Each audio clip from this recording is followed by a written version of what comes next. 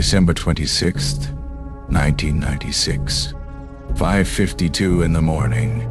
A mother's scream shatters the silence of a quiet Boulder, Colorado neighborhood. Within hours, this scream would echo across America. Within days, it would become the most talked about crime in modern history. And 28 years later, we still don't know the truth. A 6-year-old child, a ransom note, a body in the basement, a family torn apart by suspicion, a police investigation that became a cautionary tale. This is not just a murder mystery. This is a mirror held up to America itself. Our obsessions, our prejudices, our hunger for answers in a world that doesn't always provide them. Her name was JonBenét Patricia Ramsey. You've seen her face.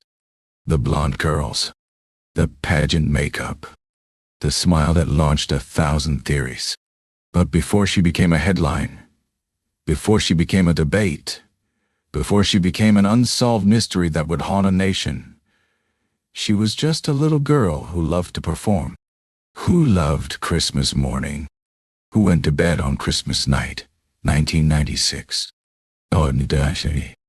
and never woke up. What happened in that house? Was it an intruder who slipped through the shadows? Was it someone she knew, someone she trusted?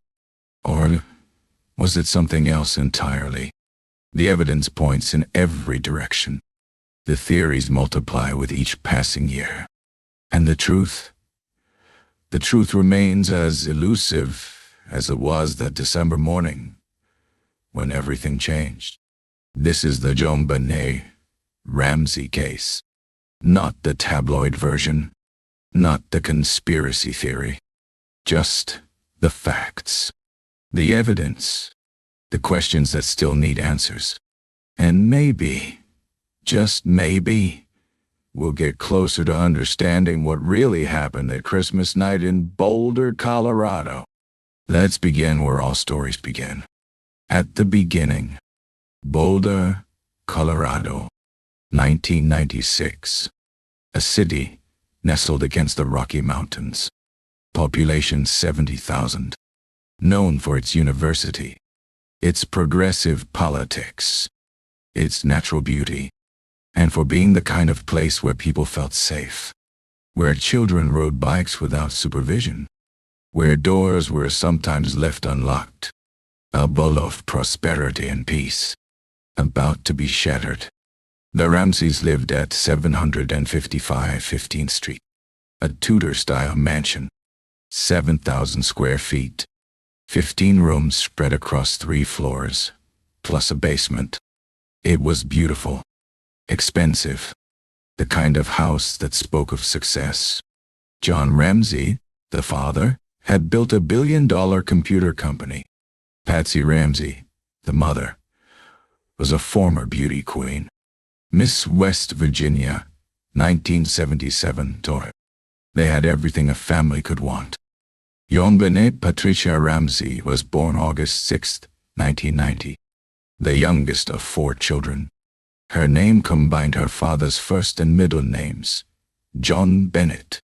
From the beginning, she was radiant. That's the word people use, not just pretty.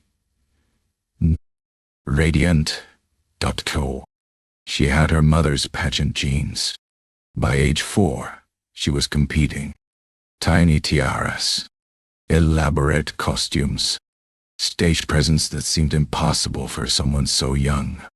The pageant world divides people. Some see it as harmless fun, a way for children to build confidence. Others see something darker. The makeup, the costumes, the way little girls are made to look like miniature adults. After JonBenét's death, this world would be scrutinized, criticized. Some would blame it for what happened. But that December, it was just their life, their normal. Burke Ramsey, JonBenét's older brother, was 9 years old. Quiet, but introspective. By all accounts, a normal kid who liked video games and building things. The family also had two older children from John's first marriage, John Andrew and Melinda. They were adults by 1996, living their own lives. But they were still family, still part of the Ramsey story. Christmas 1996 was shaping up to be special. The family had spent December 25th doing what families do. Opening presents, eating too much, visiting friends. That evening, they attended a Christmas party at the home of Fleet and Priscilla White, close friends. JonBenét wore a black velvet dress with a white collar. She was excited, happy, playing with the other children. Being 6 years old, they returned home around 9:30 p.m. JonBenét had fallen asleep in the car. John carried her upstairs. Patsy helped her into pajamas without fully waking her. This detail would later become significant. What she was wearing, whether she woke up, what happened in those hours between sleep and death. The family went to bed. Tomorrow, they would fly to Michigan for a second Christmas celebration. The alarm was set for 5:30 a.m. But Patsy Ramsey would be awake much earlier than that. 5:52 a.m. December 26th, 1996. Patsy Ramsey walks down the spiral staircase. The house is dark, quiet. She's heading to the kitchen to make coffee before waking the children for their early flight. At the bottom of the stairs, she sees something. 3 pieces of paper, white, dark, lined, placed on the wooden floor. She picks them up, starts reading, and then she screams, "Mr. Ramsey, listen carefully. We are a group of individuals that represent a small foreign faction. We respect your business, but not the country that it serves. At this time, we have your daughter in our possession. She is safe and unharmed, and if you want her to see 1997, you must follow our instructions to the letter." That's how it begins. The ransom note, 2.5 pages, and written, Tonyans, demanding $118,000. John Ramsey rushes downstairs, reads the note. They run to JonBenét's room. The bed is empty. Her favorite blanket is gone. The window is closed. No signs of struggle. No sounds in the night. Nothing. Their daughter has vanished from a house with 5 people sleeping inside. John tells Patsy to call 911. At 5:52 a.m., the call is made. Patsy is hysterical, barely coherent. "We have a kidnapping. There's a note left, and our daughter is gone." The police arrive within minutes. Officer Rick French is first on scene. He enters a house in chaos. Patsy on the floor, nearly catatonic. John trying to hold it together. Burke, awakened by the commotion, kept upstairs away from the scene. The ransom note is photographed. The house is searched. But here's where things start to go wrong. Very wrong. This crime scene is about to be compromised in ways that will haunt the investigation for decades. Officer French searches the house. Every room. Every closet. He checks the basement. Opens doors. Looks around. But the basement is cluttered. Dark, a maze of rooms used for storage, laundry, a wine cellar. He doesn't search thoroughly. Doesn't move boxes. Doesn't open the door to a small room locals call the wine cellar. This failure, this single missed opportunity, will become one of the case's greatest tragedies. As morning progresses, more police arrive. But Something strange is happening. Or rather, not happening. The house isn't being treated as a crime scene. It's being treated as a kidnapping staging area. Friends are called. Neighbors arrive.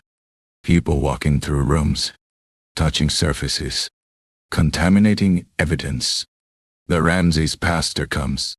Family friends gather. By mid-morning, there are over a dozen people in the house, each one potentially destroying evidence, each one making the investigation harder. The ransom note said they would call between 8 and 10 a.m. 10 o'clock comes. 10:30. 11. IT. No call. John Ramsey is pacing, agitated, scared. Detective Linda Arndt is now the lead officer on scene. She's alone with too many people to manage. No backup. No clear protocol. The situation is deteriorating. And then, just after 1 p.m., Detective Arndt makes a decision that will change everything. She tells John Ramsey and Fleet White to search the house again, to see if they notice anything unusual. John and Fleet start in the basement. They check the train room where Burke played, the storage areas, and then John opens a door. The door Officer French didn't open that morning. The wine cellar. A small, windowless room. Dark. Bright darkness and heat. Fleet is right behind him. They both stop. Frozen. Because there, on the floor, covered with a white blanket, is JonBenét. John lets out a sound. Not quite a scream. Not quite words. He rushes in, picks her up. The blanket falls away. She's wearing a white shirt, white long johns. There's duct tape on her mouth, a cord around her neck. Her skin is cold. Pale, Dorito-Item, Dalbumtino Shore. She's been dead for hours. John carries his daughter upstairs, through the basement, up the stairs, into the living room. He lays her on the floor. Detective Arndt is shocked, horrified. She tells him not to touch anything else. But it's too late. The crime scene is destroyed. The body has been moved. Evidence has been contaminated. And the ransom note that promised a kidnapping, just became something else entirely. This wasn't a kidnapping. This was staged. This was murder. And it happened right here, in this house, while the family slept above. The autopsy would reveal what happened to JonBenét Ramsey. I won't go into graphic detail.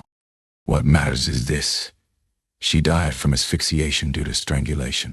The cord around her neck was attached to a wooden stick, a garrote, fashioned from a paintbrush handle from Patsy's art supplies.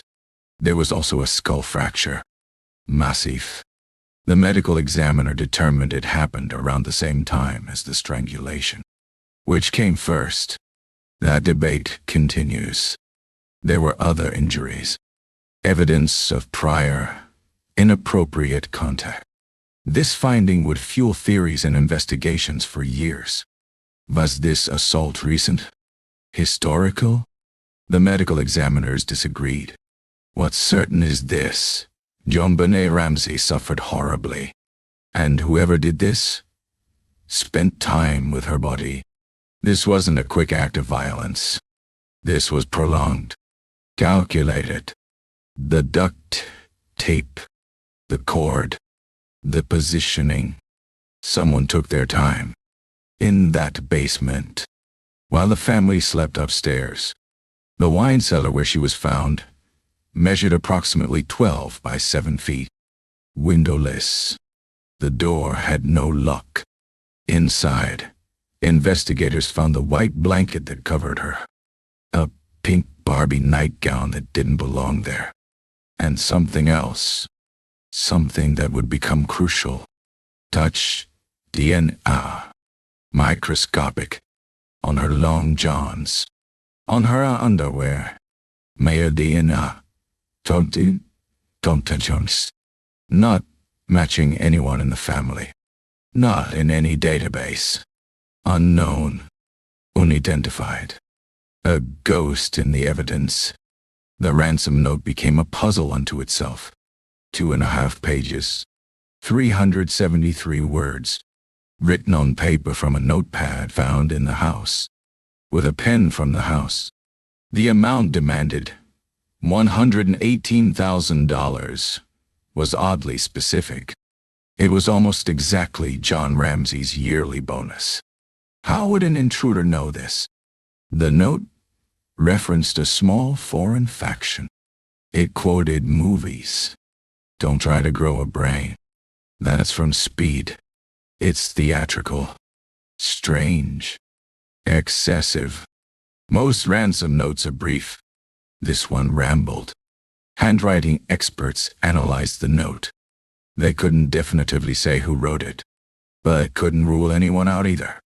Patsy Ramsey submitted samples.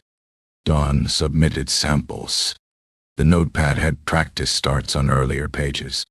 Someone had started writing the note. Stopped. Started again. This happened inside the house. Before or after JonBenét's death. If before, the writer risked being caught mid-composition. If after, why write it at all?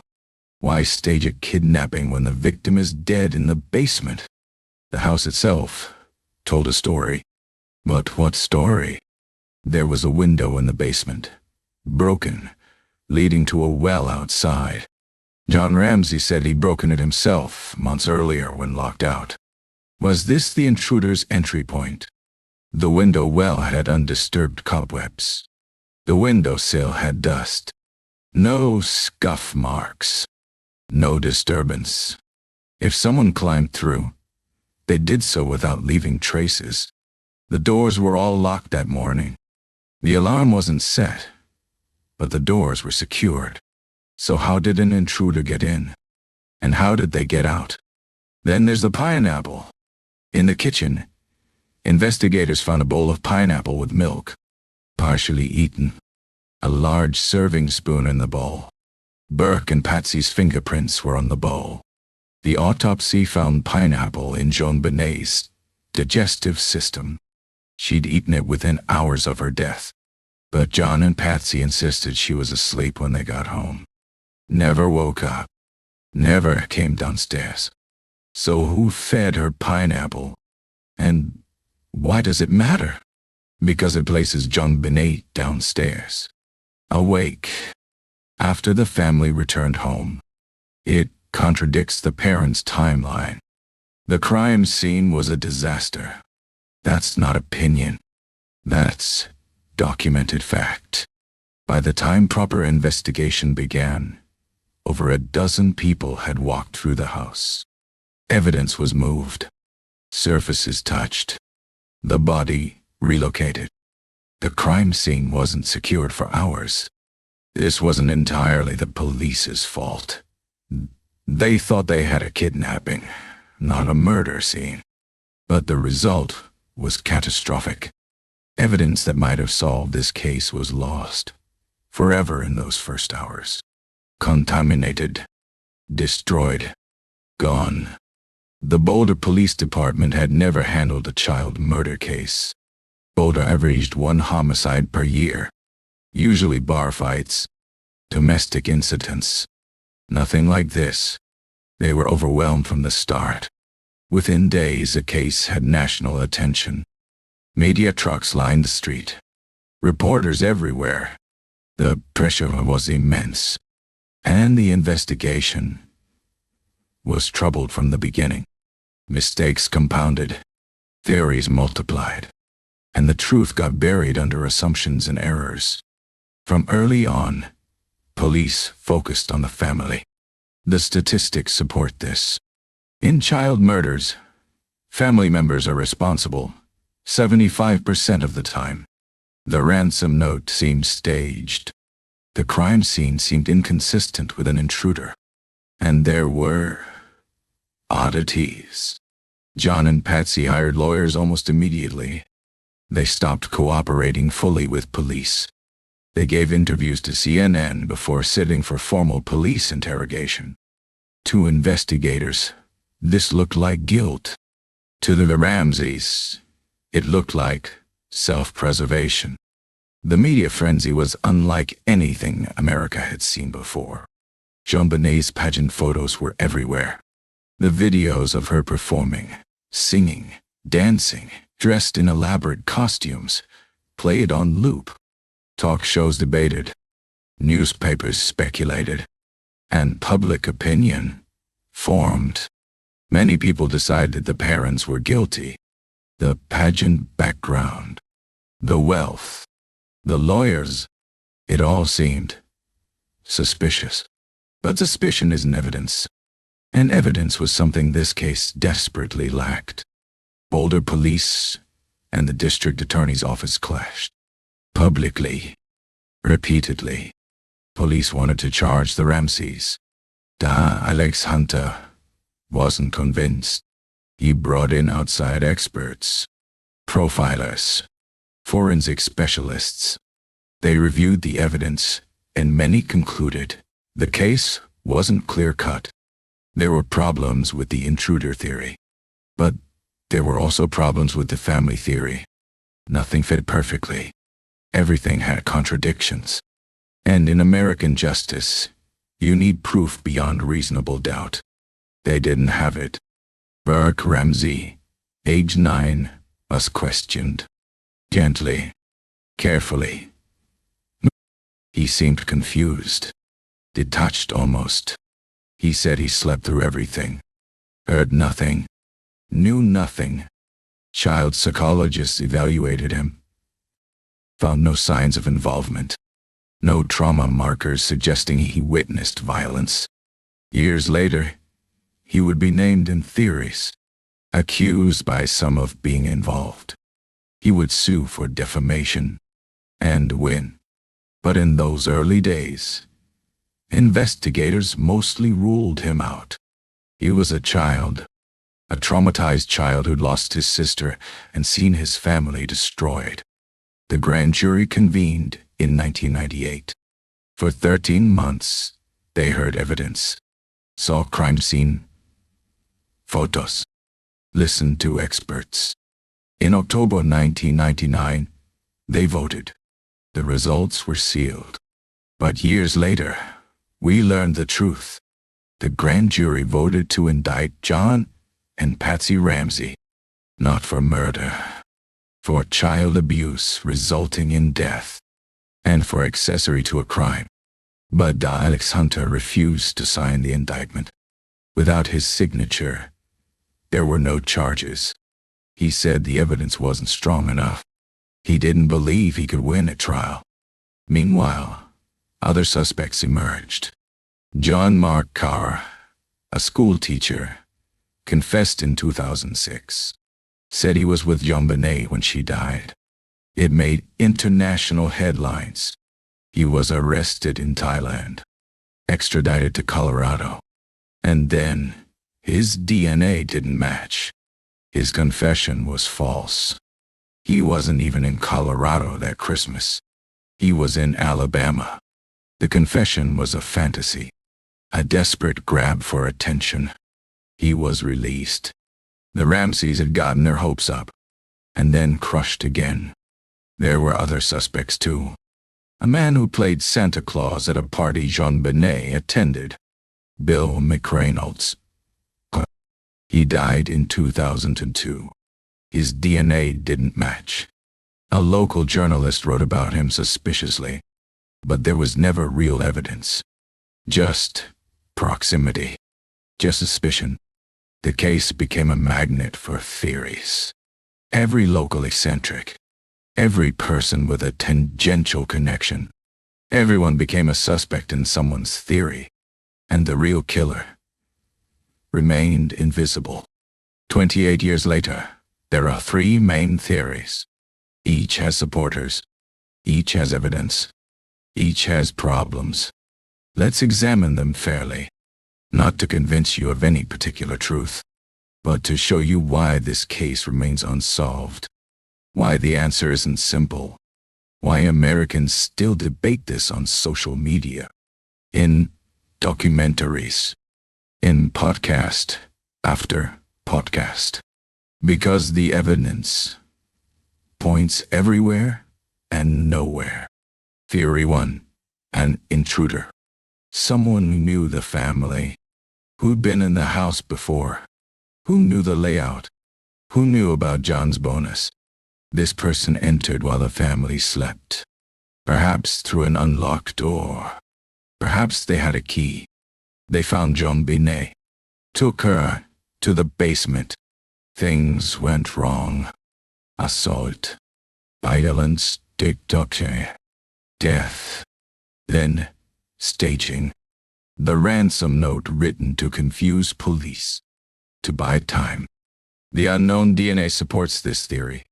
The cord and duct tape, never found in the house, suggest outside materials. The ransom note's strangeness suggests someone trying to seem like a kidnapper, performing what they thought a ransom note should be. But the intruder theory has problems.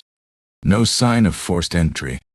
No footprints in the snow outside, though this is debated. Some areas had no snow, and it had been warm that week. The ransom note written inside the house, taking enormous risk. Why not bring a prepared note? Why use the family's notepad and pen? And the staging seems internal, like someone familiar with crime scenes from movies, not real life. Like someone who panicked, who scrambled, who tried to create an alibi while standing in the house where the murder occurred. Theory 2. Patsy Ramsey. This theory says Patsy discovered something. Perhaps Burke had heard JonBenét, accidentally or in anger.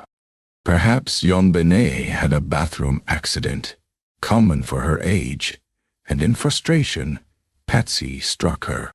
The skull fracture came first, in this theory. Massive, possibly fatal on its own.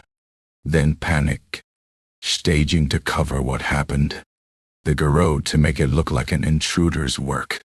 The ransom note in her own hand, though disguised. A mother protecting her family, or protecting herself, or both.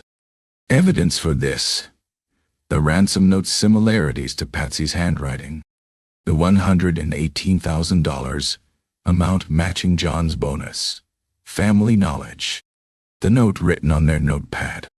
Practice starts showing hesitation, planning. The elaborate staging suggesting someone with time, not a rushed intruder. Patsy's fibers found on the duct tape, found entwined in the cord. The pineapple suggesting JonBenét was downstairs, awake, with family. And the psychological profile, the mother who lived for appearances, for perfection, for pageants. A mother who couldn't admit to an accident, who had to create an alternative reality. But Patsy's theory has problems too. Would a mother really strangle her daughter to cover an accident?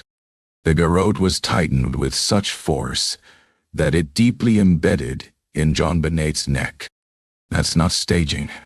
That's something else. Something darker. And if Patsy wrote the note, she's an Oscar-worthy actress. Her 911 call sounds genuinely hysterical. Her grief in the following years seemed real. She died in 2006. Cancer. Still maintaining innocence. Still hoping for answers. Did she take the truth with her? Or was she telling the truth all along? Theory 3. Burke Ramsey. The brother. Arginine. Torchti. Tani Sigibin Tonanik Tontak. This theory emerged years later, suggested by investigators, explored in documentaries. It says Burke and JonBenét got up after the parents went to bed, came downstairs, ate a pineapple, got in a fight over a toy, over the pineapple, over something siblings fight about. Burke struck her with a flashlight. The skull fracture. JonBenét collapsed. Burke panicked. Got his parents. Or maybe they found her later. Either way, the parents staged everything to protect their son. The note, the strangulation, all of it to make it look like a stranger's crime. To save Burke from the system, from public judgment, from a life destroyed. Evidence for this: Burke's fingerprints on the pineapple bowl, his odd effect in interviews, smiling when discussing his sister's death, the flashlight found on the kitchen counter, wiped clean, Burke's later lawsuit suggesting he feared accusation, and the timing. If JonBenét ate pineapple hours before death, it places events late at night or early morning, when only family was home, when an intruder would be highest risk. Child-on-child violence, while rare, does happen. Usually accidental, usually covered up by panicked parents, usually tragic all around. But Burke's theory has its own problems. He was 9 years old. Forensic psychologists found no indicators of violent tendency. The staging would require his parents, successful, intelligent people, to commit multiple felonies, to write a fake ransom note, to strangle their already dying or dead daughter, to live with this secret forever, to let the world speculate, to endure decades of accusation. Could parents really do this? Would parents really do this? And would a 9-year-old Burke really say nothing? Keep the secret for 28 years? Never crack? Never confess? And then there's a fourth possibility, one rarely discussed. What if it's none of these? What if the killer was someone we haven't considered?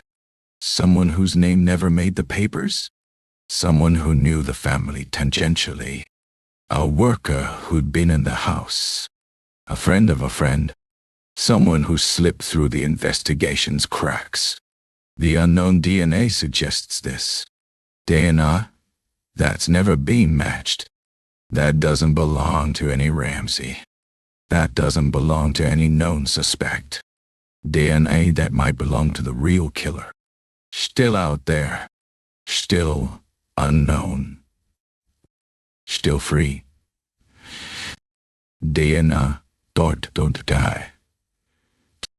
3 letters that have revolutionized criminal justice. In '96, DNA technology was still developing. Testing was expensive, time-consuming, less precise than today. The DNA found in JonBenét's case was touch DNA. Microscopic, degraded, difficult to analyze with the tools available then. But technology improves. Techniques advance. And in recent years, that DNA has been retested, reanalyzed, with results that might change everything. In 2008, new testing revealed that the DNA on JonBenét's underwear matched DNA on her long johns. Same unknown male profile, in 2 different locations. This suggests it's not contamination, not factory transfer. It's from someone who had contact with JonBenét. The Boulder district attorney, at the time, sent letters to the Ramseys, apologizing, clearing them, saying the DNA evidence pointed away from the family, toward an intruder. This should have been the end of the family's ordeal. But suspicion, once planted, grows deep roots. Genetic genealogy, the same technique that caught the Golden State Killer, offers new hope. Take the unknown DNA, upload it to genealogy databases, find distant cousins, build family trees, narrowed down suspects. It solved dozens of cold cases. Cases from the 1970s, the 1980s. Cases everyone thought were unsolved forever. Could it work here? The Boulder Police Department says they're exploring this option. That the DNA is being analyzed with cutting-edge techniques. That they haven't given up. That they won't give up. But there's a complication.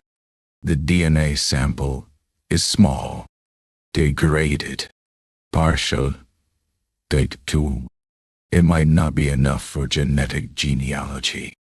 Or the profile might be too common, matching thousands of people, leading nowhere. Or the killer's relatives might not be in the databases. Many people haven't taken ancestry tests. Many never will. The DNA is our best hope, but it's not a guarantee. It's not a magic bullet. It's a possibility, a chance, a reason to keep hoping that someday the truth will emerge. In 2024, 28 years after JonBenét's death, new developments emerged. Confessions from individuals claiming involvement. New DNA testing methods being applied. Police stating the case remains open, active, under an investigation. Deep. But we've heard this before. We've been down this road. John Marcar confessed. It was false. Others have claimed knowledge. None proven true. So when we hear new developments, we wait. We hope. But we've learned not to expect resolution. The JonBenét case has taught us that sometimes justice takes longer than a lifetime. Jon Ramsey, now in his 80s, continues to push for answers. He wants the DNA tested by outside labs. He wants genetic genealogy applied properly. He wants the case solved before he dies. He's lost a daughter. He's lost his wife. Patsy died of cancer in 2006, never knowing who killed JonBenét. He's lost his reputation, his privacy, his peace. The least he deserves is truth. The least JonBenét deserves is justice. And maybe, with modern science, it's finally within reach. The JonBenét Ramsey case changed America. That sounds dramatic, but it's true. This case marked the beginning of the 24-hour crime news cycle. Cable news networks realized that true crime sold, kept people watching, kept them talking, kept them tuning in. Before JonBenét, crime coverage was local.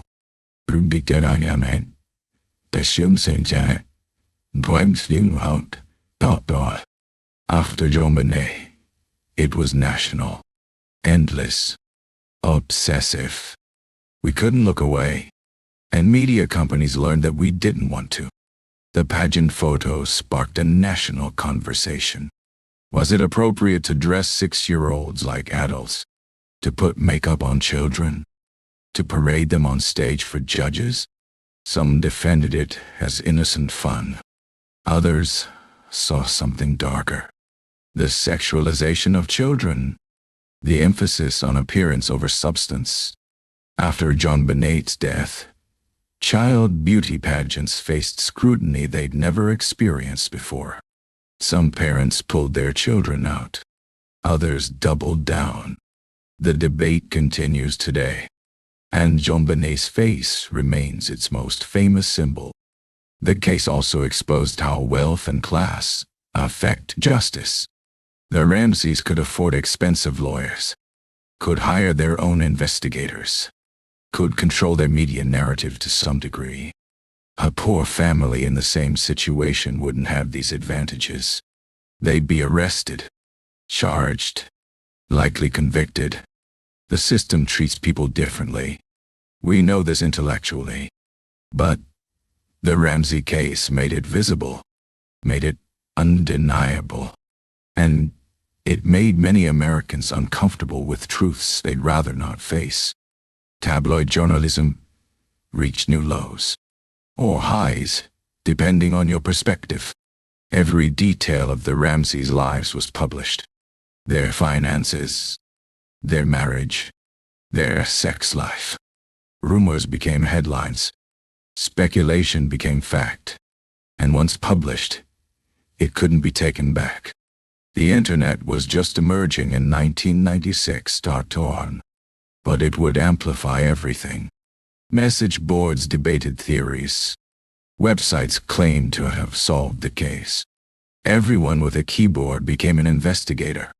Everyone with an opinion became an expert. The Boulder Police Department's reputation never recovered. The mishandled crime scene. The public feuding with the DA's office. The leaks to media. The tunnel vision on the Ramseys while potentially ignoring other suspects. Every mistake was documented, criticized, analyzed. Police departments across America studied the case, learned from Boulder's errors, improved their protocols. In that sense, JonBenét's death led to better investigations in other cases. But it doesn't bring her back, doesn't give her family peace. And what about us? The public? Why are we still talking about this case 28 years later? What draws us to this tragedy? Is it the mystery? The unanswered questions? Is it the child victim? The beautiful little girl whose life was stolen? Is it the possibility that the killers, if it was the family, are still among us? Or is it something darker? A fascination with tragedy? An obsession with other people's pain? These aren't comfortable questions, but they're worth asking. Because we're all part of this story now, whether we want to be or not. Burke Ramsey grew up under this cloud. Can you imagine? Your sister murdered. Your parents suspected. Your own name in theories. He stayed out of the public eye for years. Then in 2016, he did interviews. Tried to defend his family. Tried to tell his side. The interviews were awkward. He smiled at inappropriate times. Seemed detached. People said he looked guilty. People said he looked traumatized. People saw what they wanted to see. He sued CBS for a documentary that implicated him. He won. I settled for undisclosed amount. But money doesn't return your childhood. Doesn't erase decades of suspicion. Let's strip away the theories, the speculation, the media narrative. Let's look only at what we know for certain. What the physical evidence actually proves. Not suggests. Not implies. Proves. Because in this case, there's a lot of noise. But the signal, the truth, might be simpler than we think. Or it might be impossible to determine. But we owe it to JonBenét to be honest about what we actually know. Fact. JonBenét died from asphyxiation and suffered a massive skull fracture. Medical examiners disagree on which came first. The strangulation was violent. The garrote tightened with significant force. This wasn't gentle. This wasn't staged to look like death without causing death. This was real violence. Whether it began as an accident or not. What happened to JonBenét in those final moments was brutal. Whoever did this either intended to harm her or lost control completely. Fact. Unknown male DNA was found on JonBenét's clothing in multiple locations. This DNA has never been matched to anyone in the family. Never been matched to any known suspect. Never been explained by contamination theories, though some experts still debate this. The DNA is either the killer's signature or the biggest red herring in criminal history. We won't know which until it's identified, and it may never be identified. Fact. The ransom note was written inside the house, on paper from the house, with a pen from the house. After practicing on earlier pages, this took time, confidence, or desperation. An intruder taking this risk is possible, but puzzling. A family member doing this while in panic is possible, but horrifying. Either way, someone stood in that house, probably while JonBenét was already dead or dying in the basement, and wrote 2.5 pages. Thinking, planning, .co, staging, dictation. That level of calculation is chilling regardless of who did it. Fact, the crime scene was catastrophically compromised. We will never know what evidence was lost, what fingerprints were smudged, what DNA was contaminated, what clues were destroyed by well-meaning friends walking through the house. This isn't about blame. It's about loss. Loss of information that might have solved this case on day one. The messy crime scene isn't evidence of family guilt. It's not evidence of intruder presence. It's just tragic. A cascade of errors that sealed JonBenét's case in permanent mystery. Fact, no credible evidence has ever conclusively proven any specific person's guilt. Not Patsy, not John, not Burke, not any outside suspect. Every theory has supporting evidence. Every theory has contradicting evidence. The grand jury voted to indict, but the DI refused. That's not exoneration, but it's also not conviction. It's limbo. It's uncertainty. And in American justice, uncertainty means innocence prevails. Whether you agree with that or not, that's the system. That's why no one has been charged.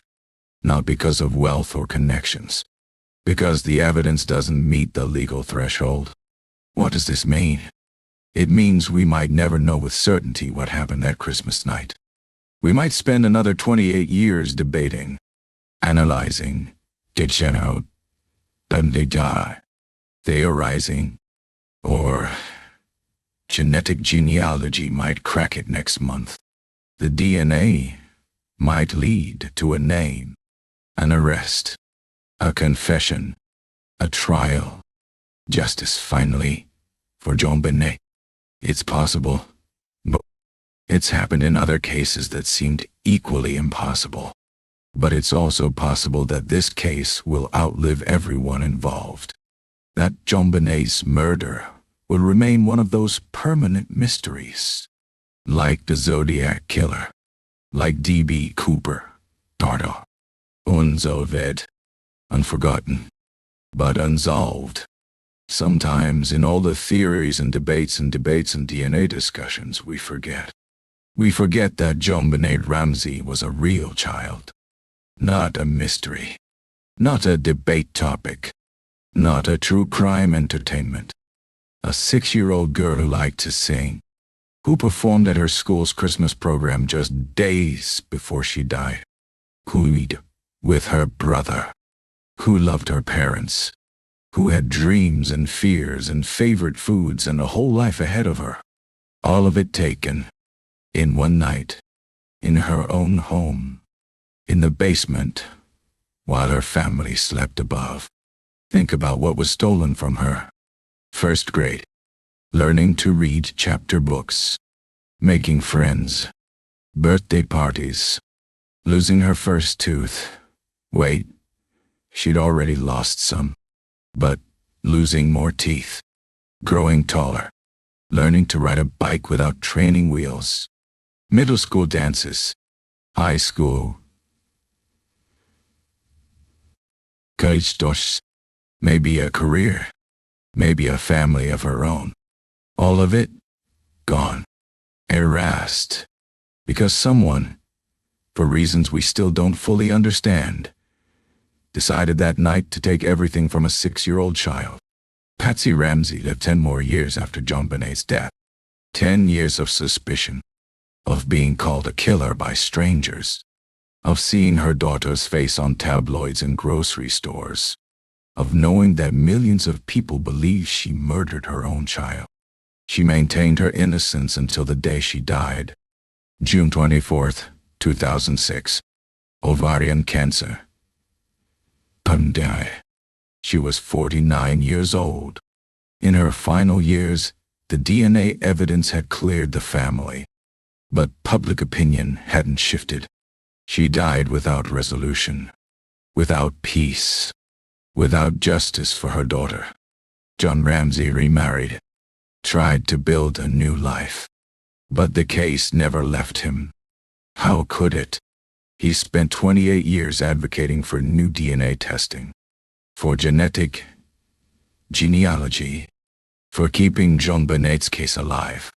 He's in his 80s now, still giving interviews, still pushing for answers, still hoping that before he dies, he'll know the truth. He's lost so much. His daughter, his wife, his reputation, his privacy, his sense of safety. Everything that makes life worth living. And still, he keeps fighting. That's either guilt or innocence, but we can't know which. Burke Ramsey has lived an impossible life. How do you grow up when your sister's murder is America's most famous unsolved case? When your face is in documentaries? When people write books theorizing about your involvement? He stayed quiet for years, then defended himself, then sued when the accusations became too much. He won his lawsuit. But what does winning mean when you've lost your childhood? Your anonymity? Your ability to exist without suspicion?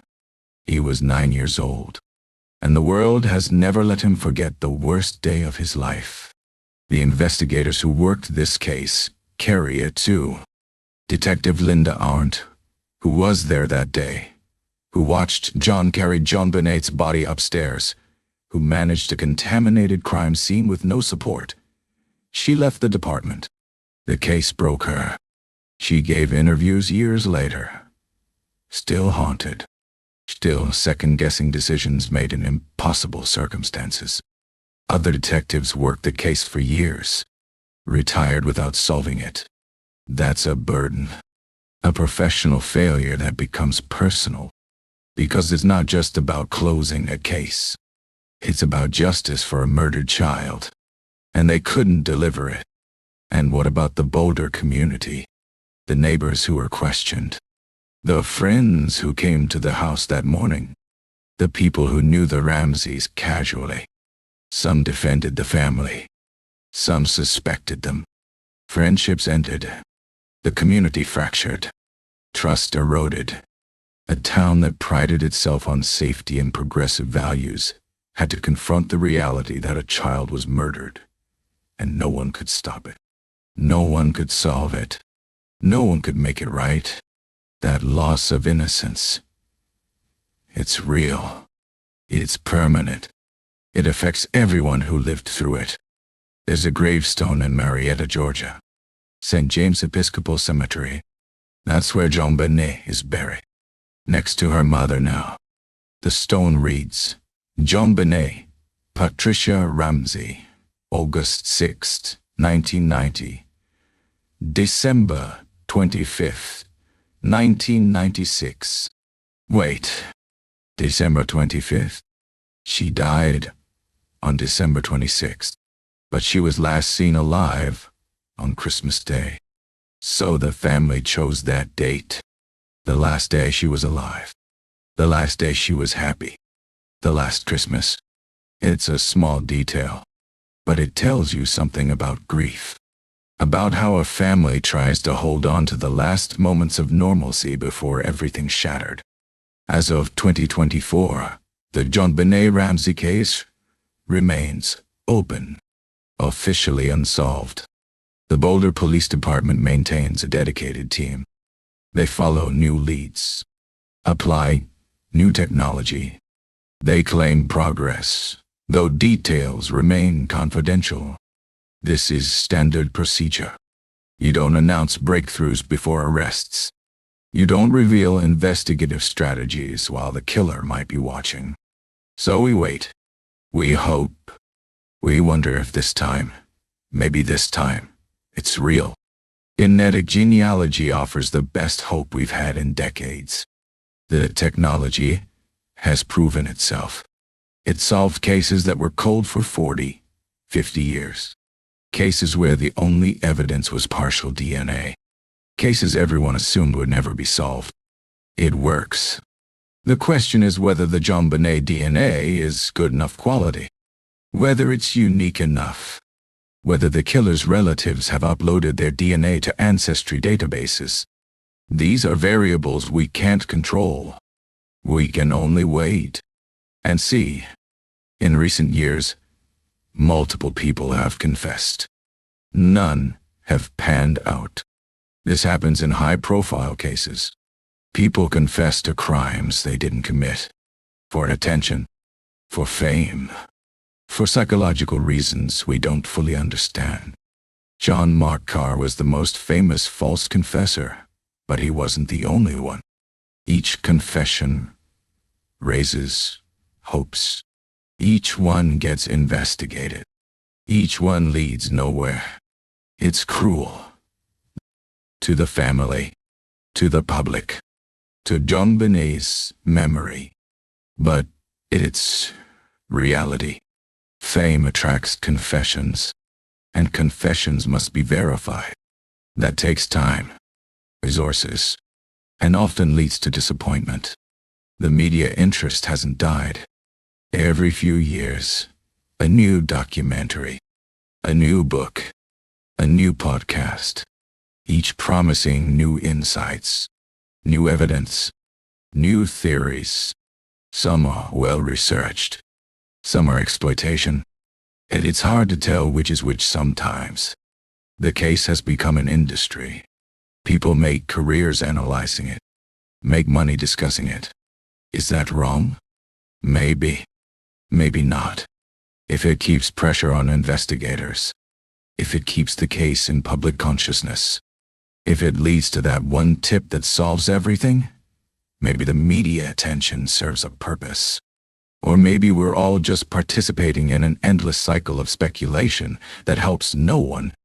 John Ramsey has called for the case to be taken away from Boulder police, to be handed to an outside agency, the FBI, the Colorado Bureau of Investigation. Someone fresh, someone without the history, without the baggage. Is he right? Maybe. Fresh eyes solve cold cases. But they also have to learn everything from scratch. Rebuild relationships. Reanalyze evidence that's been analyzed 100 times. There's no perfect answer. Just difficult choices about how to move forward when you've been stuck for 28 years. Some people have stopped caring. Moved on to newer cases. Newer mysteries. The true crime world is always generating new content. New tragedies, new investigations. JonBenét is old news to some, ancient history. But for others, for many others, this case still matters, still resonates. Maybe because it's unsolved. Maybe because of who JonBenét was. Maybe because it represents something larger. The vulnerability of children. The failure of systems. The mystery that won't resolve. Whatever the reason, people still care, still discuss, still hope for answers. I've spent nearly an hour telling you about JonBenét Ramsey, about the evidence, the theories, the investigation, the aftermath. And yet, I can't tell you who killed her. I can't give you the answer you want, because the answer doesn't exist. Not yet. Maybe not ever. And that's difficult. We want closure. We want justice. We want stories to have endings. But life doesn't always provide them. Sometimes the mystery remains. And we have to live with that uncertainty. What I can tell you is this. A 6-year-old girl was murdered in her home on Christmas night, 1996. 28 years later, no one has been held accountable. That's not a theory. That's not a debate. That's a fact. And it's unacceptable. Whether the killer is the family, an intruder, or someone we haven't considered, they're still out there, still free, still unpunished. That should bother us. That should motivate continued investigation. That should keep this case alive until it's solved. The JonBenét Ramsey case holds a mirror up to America, to our justice system, to our media, to ourselves. What do we see in that mirror?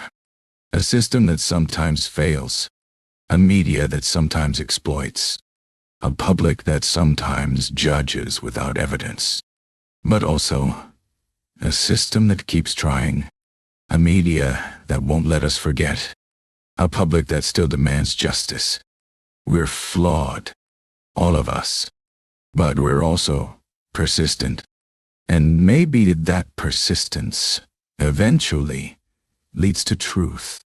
If you're watching this and you know something, anything about what happened that night, if you saw something unusual in Boulder in December 1996, if someone confessed to you years ago, if you've kept a secret because you were scared or ashamed or protecting someone, now is the time.